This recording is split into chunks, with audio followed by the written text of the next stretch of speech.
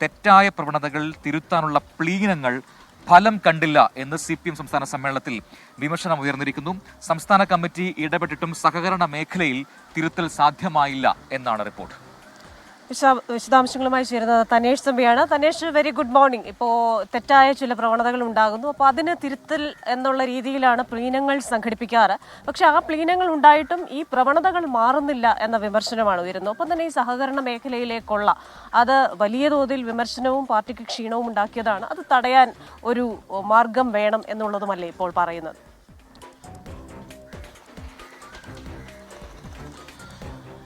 Good morning Christina, Prajin. Party അംഗങ്ങൾക്കിടയിലെ മദ്യപാനമൊക്കെ വലിയ ചർച്ചയായ ഒരു സംസ്ഥാന സമ്മേളനമാണ് ഇത്.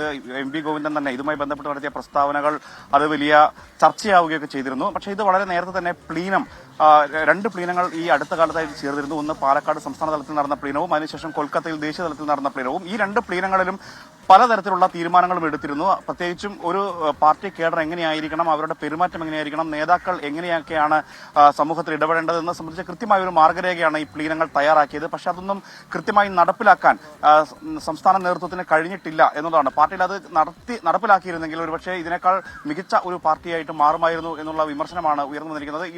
ഈ പ്ലീനം തീരുമാനങ്ങൾ കർശനമായി നടപ്പിലാക്കാനുള്ള തീരുമാനമെടുക്കണം എന്നും നിർദ്ദേശം ഉയർന്നു വന്നിട്ടുണ്ട്. മറ്റൊന്ന് സഹകരണ മേഖലയാണ്. ഇന്നലെ നടന്ന ചർച്ചയിൽ ഏറ്റവും അധികം ഉയർന്നു വന്ന പ്രശ്നം സഹകരണ മേഖലയുമായി ബന്ധപ്പെട്ടാണ്. പ്രത്യേകിച്ച് സഹകരണ മേഖലയിലെ ബാങ്കുകൾ കൂടുതലും പാർട്ടിയാണ് നേതൃത്വം നൽകുന്നത് എന്നുള്ളത് കൊണ്ട് തന്നെ അവിടെ ഉണ്ടാകുന്ന ഏത് പഴിയും അത് പാർട്ടിയെ വലിയ തോതിൽ ബാധിക്കുന്നുണ്ട്. അവിടെ പല ഇടങ്ങളിലും ഉണ്ടാകുന്ന പ്രശ്നങ്ങൾ പരിഹരിക്കുന്നതിന് സംസ്ഥാന നേതൃത്വം പല ശ്രമങ്ങളും നടത്തിയിട്ടുണ്ട് എന്നുള്ളതൊരു വസ്തുതയാണ്. പക്ഷേ അതൊന്നും ഫലം കണ്ടില്ല എന്നുള്ളതാണ് പിന്നീട് ഉയർന്നു വന്ന വിവാദങ്ങൾ തെളിയിക്കുന്നത് എന്ന് പ്രതിനിധികൾ ആരോപിച്ചിട്ടുണ്ട്. സഹകരണ മേഖലയിൽ നടക്കുന്ന കൊള്ളകൾ തടയാൻ കൃത്യമായ ഒരു മാർഗരേഖ തയ്യാറാക്കണം എന്ന ആവശ്യവും ഉയർന്നു വന്നിട്ടുണ്ട്.